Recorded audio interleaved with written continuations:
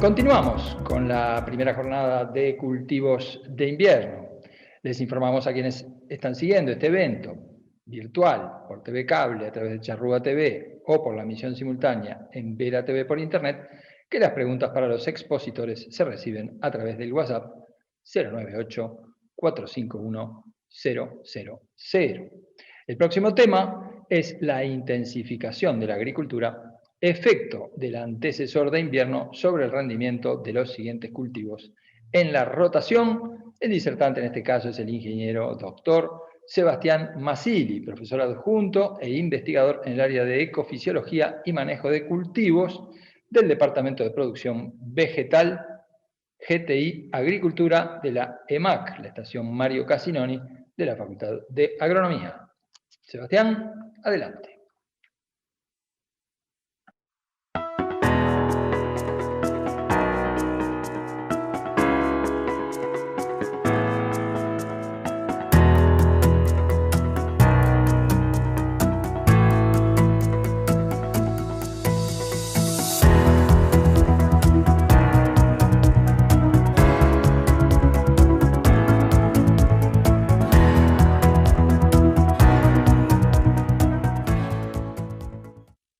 Bueno, buenos días a todos. Continuando con las presentaciones de la mañana. En el marco de esta charla vamos a ver distintos aspectos de las relaciones de rendimiento entre los distintos cultivos, y cultivo de invierno, cultivo de verano, pensando en la intensificación del sistema. Entonces, un trabajo que venimos haciendo hace tiempo es estudiar la relación de rendimiento entre los cultivos de invierno, a ver cuánto tiene que rendir un cultivo de trigo, de colza, de cebado de trigo, entre sí, para ver si nuestro sistema está siendo intensificado y cuál de los cultivos está siendo limitante o posiblemente limitante de rendimiento. Entonces hemos llevado en la EMAC una cantidad de experimentos, que acá pueden ver algunas imágenes comparando estos distintos cultivos en distintas fechas de siembra, en distintos ambientes. En ese marco, y antes de arrancar con estos trabajos, teníamos la información publicada a nivel global que marcaba que había una relación bastante lineal entre el rendimiento de trigo y el rendimiento de colza. En general, a nivel global, está la media global de rendimiento de trigo y la media global de rendimiento de colza. En la medida que aumentaban los rendimientos de trigo, en el trabajo de Rondandini, mostraba que aumentaba también el rendimiento de colza, y la pendiente era casi 70%. Cada vez que aumentaba 1 kilo, por decirlo de manera, 100 kilos, el rendimiento de trigo a nivel global, aumentaba 70 kilos de rendimiento de colza. Esa es la relación global que podíamos esperar, pero si eso lo abríamos en el rango de rendimiento y por los distintos países que formaban parte del trabajo, podíamos ver que en la medida que aumentaba el rendimiento de trigo, el rendimiento tendía a estabilizarse en un 50%, el rendimiento de colza tendía a estabilizarse en torno a un 50%, es decir, si sacaba 6.000 kilos de trigo, un buen rendimiento de colza sería en torno a los 3.000 kilos. En la medida que el rendimiento disminuía, o en años o sistemas que el rendimiento era menor, la variación era bastante mayor. Entonces nosotros, la idea nuestra era que a priori Uruguay debería andar acá en torno al 50%, pero a partir de los experimentos intentamos confirmar esta relación.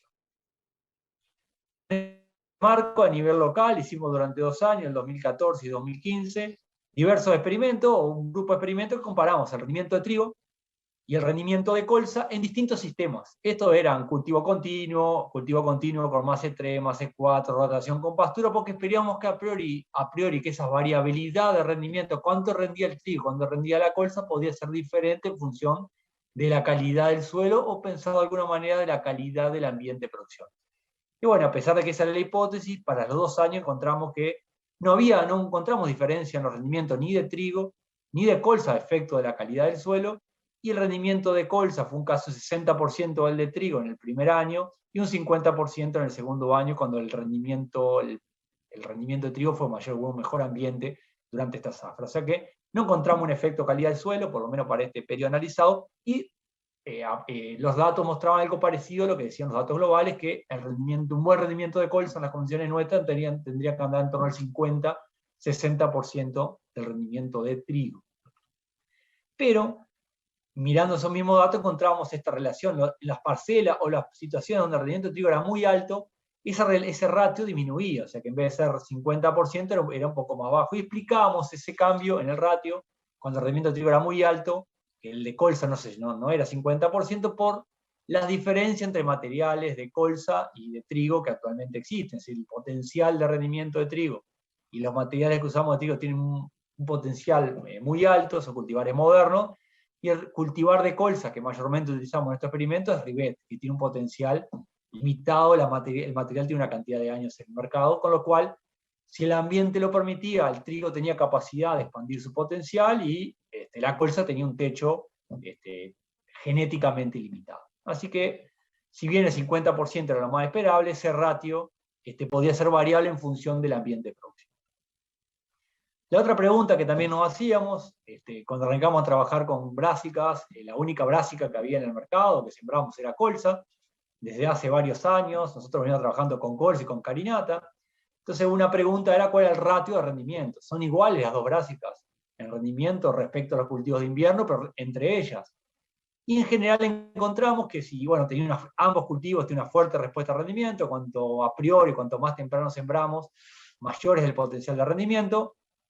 También es mayor el riesgo de helada, situación que vamos a analizar mañana en la charla de mañana, que va a dar Maximiliano Verocay, pero en ausencia de problemas graves de helada, fechas siempre más temprano maximizaban el rendimiento, y el ratio entre rendimiento de carinata y de colza era muy alto en fechas tempranas y tendían a aparecerse a la medida que las siembras eran más tardías. Con lo cual, cuando analizamos este ratio, podemos decir que un buen cultivo de colza, un buen cultivo de brásica, la carinata debería ser por lo menos igual o mejor que el cultivo de colza.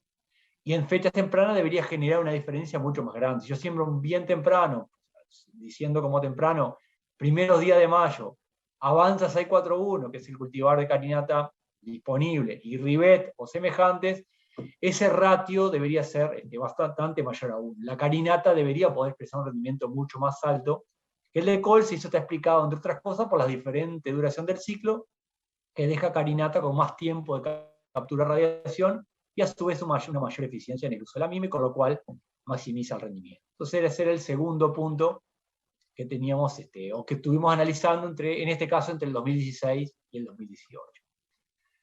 Posteriormente, continuando con esto, queríamos ver cómo funcionaban todas juntas, porque acá por un lado teníamos colza contra carinata por un lado funcionando, y después teníamos sistemas que comparaban colza y trigo por otro. Entonces pusimos a trabajar en un experimento todos los cultivos en conjunto durante el 2019 y el 2020. Bueno, el 2019, desde el punto de vista experimental, las fechas de siembra, los cultivares que fue un año no muy bueno para los cereales. Acá sacamos en torno a 4.500 kilos para cebada y 4.200 para trigo. El material de cebada que sembramos Daniel, el de trigo es Génesis 628, y bueno, las condiciones específicas de ese año fueron bastante malas para la producción de rendimiento de tanto de trigo como cebada, pero fueron muy buenas para colza y carinata, con lo cual ese ratio que esperamos, que el rendimiento de colza sea el 50-60% del trigo, fue mucho mejor para las brásicas. Fue un mucho mejor año desde el punto de vista de neto de experimento para colza que lo que fue para trigo. La explicación fue que hubieron peores condiciones para concretar rendimientos de los cereales en este caso. Ya para el 2020, bueno, y la otra cosa es que colza y carinata tuvieron pocas diferencias, ningún rendimiento fue significativamente diferente entre ellos, pero carinata, al tener 48% aceite en promedio en ese experimento y colza 44%, tuvo un rendimiento de aceite bastante más alto. Repetimos ese experimento durante el año 2020, o sea, este año que acabo de pasar, y bueno, acá la diferencia fue ya del 60%, mucho más parecido a lo que esperábamos, o sea que en algún año puede no ocurrir esa diferencia esperada por condiciones particulares del año, pero en el mediano plazo eso se repite. Obtuvimos en torno a 6.500, 6.000 kilos de los cereales, y en torno a 3.000, 3.800 kilos en el caso de las brásicas, con pocas diferencias no estadísticas entre ellas, y de vuelta carinata con un nivel de aceite superior que el nivel de aceite reportado para colza, ese material específico que estamos trabajando. Con lo cual, a priori, en el mediano plazo se repite ese ratio que pensamos que es el más real, o el que debería repetirse a lo largo del tiempo, a menos de condiciones climáticas particulares. La otra cosa que también vimos es, bueno, cuánto afecta el cultivo de invierno anterior sobre mi cultivo de invierno. Entonces, en esos mismos experimentos, después de la cosecha de colza, carinata, cebada y trigo, sembramos soja en distintas fechas de siembra, que después les voy a explicar, pero después analizamos cómo funcionan los cultivos de invierno siguiente, en la medida que en verano era todo soja, asumimos que eso no afecta, ¿cuánto afectó el cultivo de invierno anterior? Y en ese caso encontramos, por ejemplo, que cebada sobre carinata, cuando yo sembré cebada, soja en el verano y en el invierno anterior había tenido carinata, tuvo un rendimiento máximo de casi 6.600 kilos, trigo sobre carinata, 5.800 kilos, trigo sobre colza, 5.300 y así sucesivamente. Entonces, ¿qué vemos? Que a priori los cultivos de gramíneas, trigo y cebada sembrados sobre carinata tendieron a tener un rendimiento un poco mayor, específicamente cebada sobre carinata. ¿Qué pasa cuando vemos las brásicas? Acá fue carinata sobre trigo, colza sobre trigo y carinata sobre cebada y colza sobre cebada. Y acá también vemos lo siguiente, que en general los cultivos de carinata que sembramos sobre cultivos de trigo tendieron a tener mejores rendimientos que los cultivos de carinata y cebada carinata y colza sembrados sobre cebada. O sea, como que parece que a priori el trigo, o por lo menos en este experimento, demostró ser o fue un mejor antecesor de invierno que la cebada. Y la diferencia de rendimiento no está explicada por los niveles de implantación logrados, porque uno a priori podría esperar cebada, mayor cantidad de rastrojo sobre el piso, distintas condiciones de rastrojo, y eso podría hacer que la implantación de las brásicas sea diferente, y en general para este experimento no encontramos cambios importantes en la población lograda, en la implantación entre los distintos antecesores. Así que a priori esos son los resultados que tenemos para mostrar esta información. Son datos de un proyecto que tiene facultad con UPM, que está en marcha y que a partir de ahora se van a empezar a publicar muchos resultados al respecto de estos experimentos de secuencias de cultivo. Todos estos antecesores de invierno evitan, o por lo menos no tienen en cuenta, lo que yo llamo errores agronómicos. Les llamamos errores agronómicos. Simplemente son evitar cosas que sabemos que andan mal. Por ejemplo, hacer trigo sobre trigo, o en su menor medida trigo sobre cebada, o brásica sobre brásica. Si bien no tenemos en el país experimentos de sembrar brásica sobre brásica, toda la información internacional muestra que es un error importante agronómico, entonces a priori no esperaríamos buenos resultados por sembrar brásica sobre brásica. ¿Qué sabemos de trigo sobre trigo? Bueno, no se asusten con el cuadrito, es un trabajo que publicamos hace algunos años, analizando una cantidad de datos, una base de datos de FUCREA en este caso, veíamos que la eficiencia del sistema disminuía de forma importante cuando yo sembraba trigo sobre trigo respecto a otros antecesores de invierno. Eso me generaba una pérdida promedio de 16%. O sea, sembrar trigo sobre trigo tenía una pérdida implícita de 16%, que yo la podía reducir un poquito, utilizando cultivares resistentes a las enfermedades que afectan el cultivo, aplicando fungicida, pero esas ganancias que yo tenía eran bastante más bajas que la pérdida que tenía por efecto antecesor per se. Con lo cual, si bien se puede hacer, si bien yo una vez que decido hacer trigo sobre trigo y o cebada sobre cebada, puedo tener algunas variables agronómicas de manejo, el error mayor de tener cultivos en el mismo campo todos los años, o por lo menos un par de años, genera una pérdida que no la puedo manejar con ninguna medida de manejo agronómica. O sea que la decisión, o el día que siempre, yo estoy asumiendo una pérdida de en torno al 16%. Ese fue un análisis con los datos de FUCREA. Después Waldo, trabajando con brechas de rendimiento, encontró que el ambiente es de alto potencial definido básicamente por la condición edafoclimática. En ambiente de bajo potencial los problemas son otros, pero cuando tengo un buen ambiente, la brecha promedio de esas chacras analizadas andaba en torno al 30%, o sea que obtenían 30% menos de lo que podrían haber obtenido en ese ambiente, utilizando bien los recursos. Esa brecha disminuía casi al 20% cuando fertilizaba con suficiente nitrógeno, pero volvía a perder o acercarme a la brecha inicial cuando usaba bien el nitrógeno, pero usaba como antecesor de trigo cebada. O sea que claramente ahí mostraban un análisis diferente, como el efecto trigo-cebada era importante. Y cuando yo, además de fertilizar poco, o fertilizar menos de lo que el sistema necesita, utilizo otro error agronómico, que es sembrar trigo sobre cebada, esa brecha era tan grande como 40%. O sea, más allá entonces de los valores absolutos, hay información publicada, republicada, reanalizada de errores agronómicos. Yo le llamo práctica agronómica que está probadamente conocido que tiene efecto negativo y que no hay prácticas de manejo muy claras que me permitan de alguna manera sobrellevar ese problema. Puedo disminuir la pérdida, pero nunca va a ser 100%. Así que ahí tenemos como dos tipos de efecto bien grande del efecto antecesor, mirando invierno con el invierno anterior. El otro factor que también es importante analizar es cuánto rinden los cultivos de verano según que tuvo el invierno, según el antecesor de invierno que tuvo anteriormente. Y acá hemos hecho en ese proyecto de sistema de producción de los últimos años, tenemos una cantidad de trabajo que hemos analizado eso, y a su vez años anteriores venimos haciendo trabajos más generales del efecto antecesor. Los primeros trabajos, bueno, antes de eso, es importante analizar cuándo importa esto, cuándo me importa el cultivo antecesor de invierno sobre el rendimiento del cultivo. Entonces veamos para el caso de soja, estos son datos de Fucrea, que estamos utilizando para un proyecto de Innovagro, pero este es un dato particular que estamos utilizando. Estas son la distribución de chacras, los rendimientos de soja de primera, todo junta, la información. Entonces todo este rango de fechas de siembra, no hay interacción primera más segunda. Yo acá no importa qué cultivo de invierno estoy haciendo en todo lo verde, en todos los puntitos verdes, porque en definitiva no tengo cultivo de invierno. Y en el amarillo, que interaccionan poco, hay muy poca interacción entre soja de primera y soja de segunda, como están bien separadas, si bien hay superposición, hay una gran separación de fecha, ahí sí.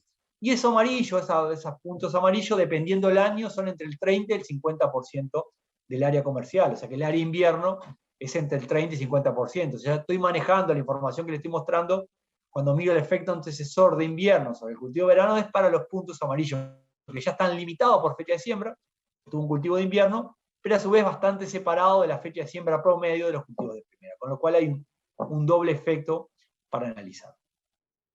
Bueno, pensando en estos puntos amarillos, que son soja de segunda, que va a cambiar su fecha de siembra, pero también su antecesor, y va a generar un impacto en el rendimiento. En ese marco, lo primero que hicimos en los primeros años es comparar colza versus trigo, sembrando a fecha fija, o sea, no cosechando la colza y sembrando, y el trigo sembrado después, sino regulamos fechas de siembra tanto de colza como de trigo para que sean cosechados en momentos bastante parejos, o sea, trazando la fecha de siembra de colza, básicamente respecto a trigo, y eligiendo cultivares, y de esa manera logramos ver que para soja en un año encontramos 11% de mejora del rendimiento cuando sembré sobre colza que sobre trigo, y para maíz encontramos en ese grupo de experimento 17%, o sea, sembrar maíz sobre colza tuvo 17% de aumento de rendimiento respecto a sembrar maíz sobre cultivo de trigo. Acá el único comentario que le podemos hacer, no sé si llegan a ver en la foto, pero hay un fondo más verde, que eso coincide con la zona que era colza, y la zona más amarilla es la zona que era sobre trigo. Acá este trabajo está publicado, y la principal discusión o punto a tener en cuenta que nos hicieron ver tratando de publicar cuando publicamos este trabajo, era que manejamos todo el nitrógeno igual, o sea que esa diferencia del 17% podría haber sido más chica si yo manejaba el nitrógeno diferencialmente entre colza y trigo. O sea que posiblemente esa brecha pueda ser menor, pero va a implicar un gasto energético mayor de nitrógeno en antecesor trigo que en un antecesor colza. Eso para ese grupo experimento. ¿Qué pasaba en los años siguientes? Bueno, tratamos de seguir profundizando en este trabajo. El primer dato que tenemos de efecto de secuencia fue del mismo grupo de experimento que le mostré para trigo. Esto fue para el 2019-2020, que yo puse déficit hídrico terminal porque fue un año bien característico acá en la EMAC. Venían los cultivos creciendo muy bien, y en un momento dejó de llover, entonces se dio la relación que los cultivos que tendían a tener mejor desarrollo fueron los que se vieron más afectados. Entonces, ¿qué esperamos? Sembramos sobre cebada, sobre trigo, sobre colza, sobre carinata, sembramos soja en dos momentos. El momento uno es inmediatamente luego de la cosecha, que para cebada y colza eso fue mitad de noviembre, mediados de noviembre, y para carinata fue primeros días de diciembre. Y en una segunda fecha de siembra, que es lo que está como 2, que sembramos todos los antecesores el 20 de diciembre. Entonces ahí tratamos de ver con la siembra del 20 de diciembre el efecto antecesor per se, y con la fecha 1 el efecto de la interacción, que estoy sembrando en la fecha que el cultivo me permite porque lo pude cosechar antes. Y en este caso, tanto para cebada como para colza no hubo mayores diferencias, más de un par de días de fecha de siembra, y lo mismo para carinata que para trigo. O sea que tenemos a grandes rasgos en la fecha 1 como dos grupos de siembra, un poco más temprano cebada y colza, y un poquito más tarde, unos 15 días más tarde, carinata y trigo, y después todo junto, que es lo que está como 2, sembrado bien tarde, todos los antecesores juntos. ¿Qué esperábamos acá? Que se volviera a mostrar un efecto colza o carinata mejor que el resto de los antecesores. ¿Qué pasó? Y bueno, pasó algo distinto a lo esperado. En general el Tesoro cebada, independientemente de la fecha de siembra, tuvo mejor rendimiento. Y el efecto colza y carinata, colza está en rojo, fue bastante variable. En el caso 1, era una a priori, acá si podemos ver la foto, esta es una parcela de colza, eran los mejores cultivos, esperábamos tener los mejores cultivos, tenemos medido índice área foliar, eran los que tenían mayor desarrollo, y bueno, a la medida que dejó de llover fueron los que tuvieron mayor pérdida de rendimiento, a pesar que anteriormente tenían mejor rendimiento. Entonces, ese efecto colza, si bien podemos decir que se repite, que hay bibliografía que lo menciona como algo repetible en el tiempo, en años particulares donde se han determinado déficits, el mejor cultivo, el más temprano, no siempre termina siendo el mejor. Y es lo que pasó este año. Y el caso de la col sembrada tarde, fue un cultivo que sin cobertura y nunca logró lograr o crecer de forma significativa. O sea, las pocas lluvias que hubieron, los cultivos que tuvieron mejor antecesor o mejor cobertura fueron los que tendieron a tener mayor rendimiento. Bien, entonces esto es lo que podemos decir. En este año en particular tenemos la zafra 2020-2021, está en proceso y bueno, para el año que viene podremos presentarle esta información de forma más detallada con 2 años de datos. Por otra parte, hace años que venimos diciendo, bueno, este año sube el precio de la soja, entonces se empieza a discutir no solo el negocio de invierno, sino si vale la pena hacer cultivo de invierno o no. Y entonces hace bastantes años hicimos algunos trabajos de simulación que mostraban dónde valía la pena sembrar cultivos o no sembrar cultivos de invierno para maximizar el rendimiento de cultivo de verano.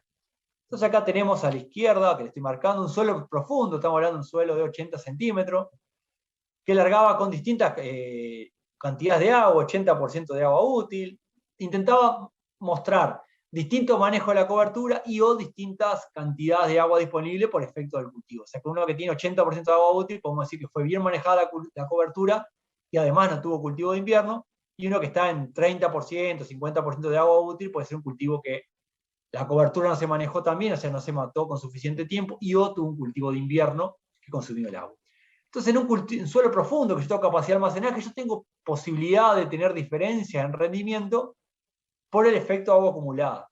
A menos que el año sea muy bueno, que ahí todo se iguala, o que el año sea muy malo, que ahí no importa el agua. O sea que en los años promedio, puedo decir que el suelo superficial y tener agua, o sea, no tener cultivo de invierno y manejar bien la cobertura, me genera una diferencia.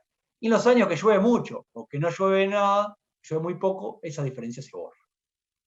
En cambio, los suelos superficiales, estamos hablando en este caso, unidad Fraivento, estamos hablando de 40, 50 centímetros de suelo, como de mucha área, por lo menos en la zona de influencia de LEMAC. Y acá la ganancia que puedo tener por no tener cultivo de invierno es bastante más baja, porque la capacidad de almacenaje que tengo no me permite generar demasiada diferencia por el almacenaje de agua que estoy teniendo. Entonces, es un aspecto a no olvidarse cuando uno está planificando qué cultivo de invierno hay que hacer y qué importancia relativa puede tener o no ese cultivo. Y por último, para ir terminando, en la parte verde de aquella gráfica que veíamos los cultivos de invierno, si bien hay un efecto fecha de siembra, también podemos ver de esta manera cómo cambia el efecto fecha de siembra según el potencial. Este es un trabajo que hizo Riz en su tesis de maestría, pero que ahora recientemente publicó. Este es el rendimiento potencial que podemos tener en las condiciones de Uruguay, tanto para soja de primera como para soja de segunda, rendimiento simulado. No se preocupen por los ambientes, son ambientes divididos a nivel global, pero más que nada, esta es la diferencia de rendimiento potencial. Este es el rendimiento limitado por agua, todo lo que está en blanco es que no hay estimación de rendimiento porque no hay suelos potencialmente agrícolas, entonces estamos que si solo la limitante fuera el agua, la diferencia entre primera y segunda sería bastante menor, pero cuando uno mira todo, que hay una diferencia no solo por la disponibilidad de agua, sino por la fecha de siembra de uno y otro, lo podemos ver resumido de esta manera. Esto para las condiciones de Uruguay. Hay una diferencia de rendimiento potencial entre primera y segunda. En rendimiento limitado por agua, es la mejor fecha de siembra para cada año, solo limitado por agua.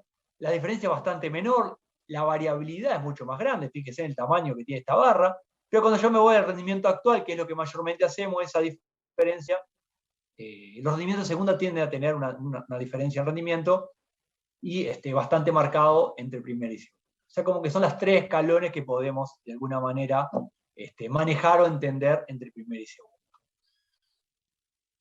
¿Qué pasa dentro de la primera? Y bueno, hay un efecto antecesor, mayormente es soja, el antecesor, porque el 80% del área sigue siendo soja, pero cuando tenemos antecesores de verano como maíz de segunda o maíz de primera, hay una diferencia por efecto antecesor per se, independientemente de otras variables de suelo, porque este trabajo que publicamos hace algunos años corrigió todo el efecto que puede ser seleccionar los mejores campos para maíz, está corregido estadísticamente, ahí podemos tener un aumento de rendimiento respecto a soja segunda, soja primera, entre un 11 y un 13%.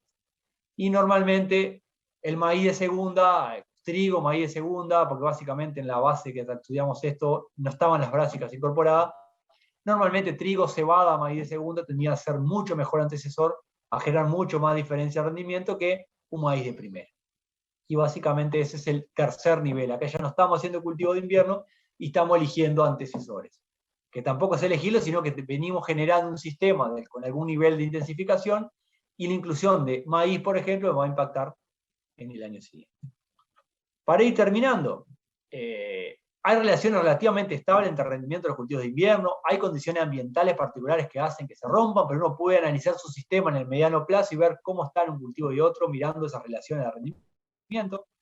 En promedio de muchos años, uno tendría que tener el 50% de rendimiento cereal en brásicas, independientemente de cuál esté analizando, aunque la carinata debería ser igual o mayor que colza, rendimiento. Si algo de eso no funciona, estamos haciendo mal el cultivo, estamos haciendo algún planteo que podría ser revisado.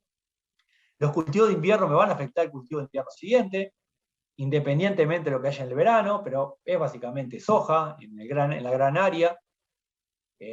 Podemos discutir el efecto trigo-trigo y o brásica-brásica, pero son pérdidas documentadas por varios autores, a nivel local, internacional, es como que cada tanto volvemos a pensar en esto, pero no hay mucho para hacer, más allá que tratar de disminuir las pérdidas eligiendo algunas cosas.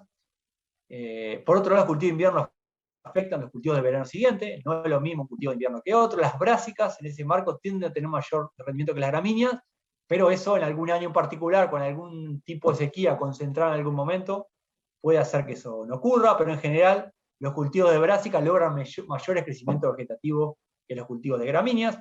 Después, si la sequía viene al final, eso puede hacer que el rendimiento no se vea reflejado, pero sí que hay un efecto de las brásicas sobre el crecimiento, básicamente de la soja, que es donde lo hemos medido.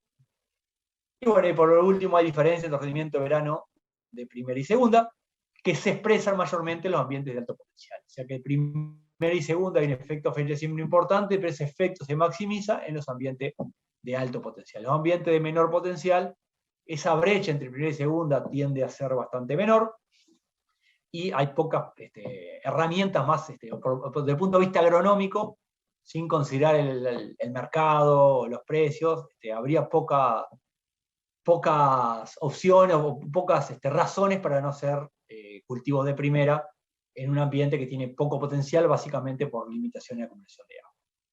Bueno, era todo lo que tenía para contarles. Bueno, hasta acá los dejo. Quedo abierto a las preguntas. Muchas gracias.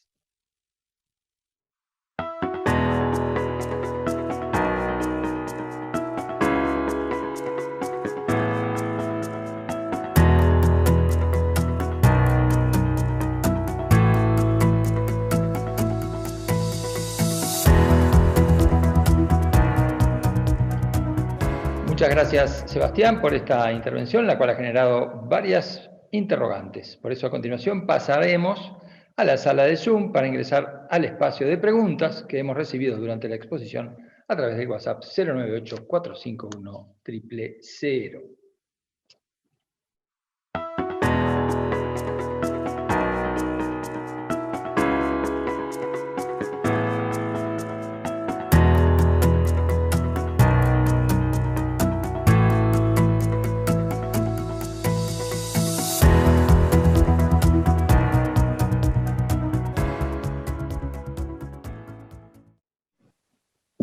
Pasamos entonces así a las preguntas y la primera dice lo siguiente: este año en particular en cultivos de verano los más sentidos por la sequía fueron las hojas y maíces sobre colzas. ¿Qué opinión te merece pensando en las futuras decisiones de rotaciones? Bueno, buenos días a todos, gracias por la pregunta. Bueno, en general, en los experimentos que yo demostraba en ese año en particular, el año pasado, en términos promedio terminó pasando eso. Hay como dos escalas. En el mediano plazo hay un efecto positivo, o sea, en 10 años el efecto antecesor colza o brásica tiene un efecto positivo, logra mejor implantación y mejores crecimientos iniciales, tanto de maíz, de trigo, de colza o del cultivo que sembremos. En años particulares eso no puede darse, y creemos que por qué no se puede dar, básicamente es por dos motivos. Cuando las colzas crecen, cuando tenemos antecesor colza y sembramos soja, normalmente el crecimiento inicial es mucho más grande. Si la sequía es al final, el rendimiento de soja se va a ver afectado. Y en los años muy, muy secos, la falta de rastrojo hace lo que no genera el mismo beneficio que podríamos tener con un antecesor cebada, digo, que genera mejoras tanto en la entrada como en la salida de agua. Entonces, como que son dos escalas. En un año particular puede ocurrir eso que están diciendo. En el mediano plazo tiene factores positivos. Así que bueno, por eso diversificar sistemas de invierno me va a permitir estar mejor preparado a una condición de esta que está planteando. Perfecto, muchísimas gracias. Y en aras de la agilidad de esta jornada, le agradecemos a Sebastián Mazzilli y pasamos al siguiente disertante.